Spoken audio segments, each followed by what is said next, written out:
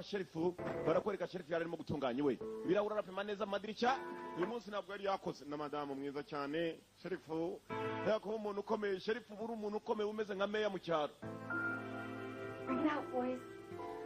nkaguruka imana batonya bana batoya ngaba papa yari ari hanze arimo gutunganya kumwe bamukorera anniversaire zo mu byaro hamwe abandi bajya gukora amakeke nkuko mubizi keke ukagenda muceceke tumutungure cyaba mama wabana yababwiraga ko mugabo yewe Yeah, it's coming. ngiye kuza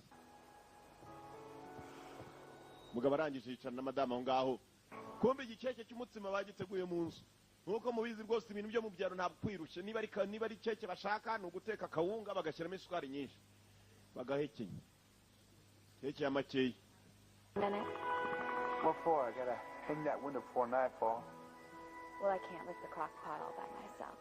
mugabo mwinsa ntabwo rwose nigeze ntekereza ko ari igihe utagomba kuntana ukasigana n'abana ndi jyenyine twinjire mu nzu abanza kumupfuka amaso komeye